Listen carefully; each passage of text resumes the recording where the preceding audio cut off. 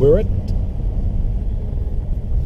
coming up just out of the Berowra Ferry. I'm just going to check to make sure there's no one coming, and there isn't.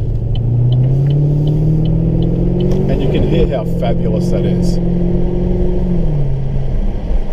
Amazingly, HSV, put that up in a minute. I'll put it down again in a minute so that you can hear. Amazingly, HSV has been making cars, or should I say modifying Holden cars, for some time. But they're coming to an end of a run for the Commodore.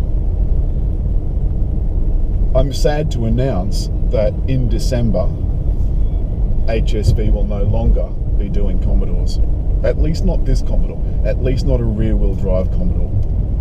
What you'll have is, if we're lucky, an all-wheel drive, turbocharged, 6-cylinder Commodore, which, as you've heard by now, is actually an Opel rebadged. You can hear that bimodal exhaust cutting in and out.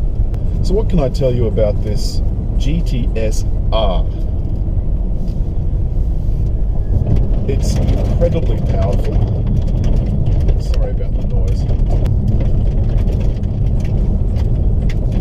So what can I tell you about this HSV? 6-speed automatic. Sadly, this isn't the 6-speed manual, which, as you know, is my favourite. The LSA V8 is the same one that's used in the Corvette, and let me just fix that. Same one that's used in the Corvette and many other GM products. We probably won't have much of it after the Commodore finishes its run in December. The drive is very much what you'd expect from 435 kilowatts and over 700 newton meters of torque. The power is just astounding. Because this is supercharged and not turbocharged, you don't have to wait for the turbocharger to spool up. A supercharger is driven by the engine itself, not by exhaust gases. So it's always spinning and it's always ready to go. You still have a power and torque band, obviously, and there is still a place at which the power is at its peak. But with a 6.2 litre V8, I don't think that really matters very much, because you're always having vast amounts of power on tap. Here on this country road, the ride is pretty good. I've got it in professional mode, so that's the second of the 3 drive modes. And I must confess that I've got it in that mode mainly because it makes the exhaust louder. Probably makes other things rubbish, but it makes the exhaust louder. And I've got to say, the ride, considering the handling on this car, is actually not too bad. I've been in hard-edge sports cars before, and make no bones about it, this is a hard-edge sports car. You can take this to the track. I've been in hard-edge sports cars before that shatter bones. The ride is so miserably awful that if your teeth are too close together and you hit a bump, they'll smash together. It's incredibly unpleasant. This is much more refined. Of course, it's not quite in the same vein, feeling-wise, as an M4. The steering in professional mode is very tight. It's electric, which has given us the ability to have automated parking.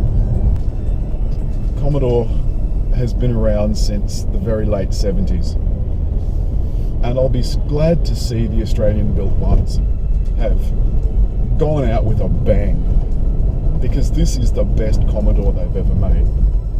It's sophisticated, the ride is excellent, the electronics are very much up to par, and you've got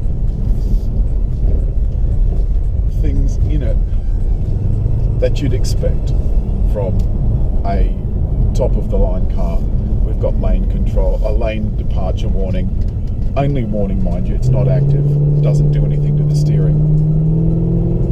We've got blind spot monitoring and collision avoidance warning. Cornering is amazing. So the body control is excellent. Also, the sports mode in the automatic transmission means that it's ready to kick down at a moment's notice. So, because the ride is decent and the handling is very, very good, you can actually use this as a comfortable daily runaround. You could easily go to work, if you don't mind paying the fuel bill, and be as comfortable as you would in any large sedan. That's the advantage of this car over, say, a hot hatch that has considerably less room. Of course, it has considerably better fuel consumption. But you don't have to have vicious fuel consumption for excellent performance. But very rarely are you going to find 435 kilowatts returning, under 10 litres per 100 kilometres, especially around town. And we are sitting, let me bring this up, we are sitting around 20 litres per 100 kilometres, which is pretty awful, because you're tempted to plant your foot everywhere you go. But make no bones about it, if you plant your foot in this, even in second gear, it's very likely to get a very loose tail, which I've got to say is annoying. Although this car has traction control, it has a lot of leeway. I've never driven it on a track, but I would imagine that is a unique experience. It's got the uprated stereo or audio system, 9 speakers, Bose, and it sounds quite decent. Here's a right angle corner,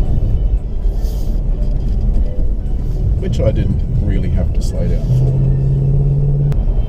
for. So I'm going to flip the paddles. I've got the driver mode in professional, I've got the sports automatic in sport, and I've now hit the paddles, which means that gear control is now entirely up to me, which means I can do this.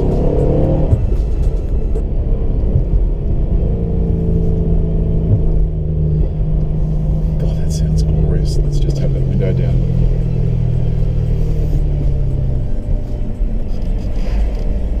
You've got to really be careful on this road,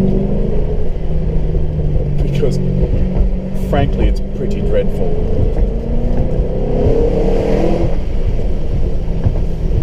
Unfortunately, it's got a fairly slow speed limit, so the second you hit it, you've got to slow down again.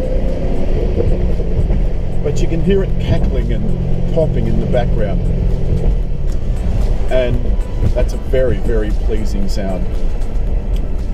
Let's get rid of these for a minute.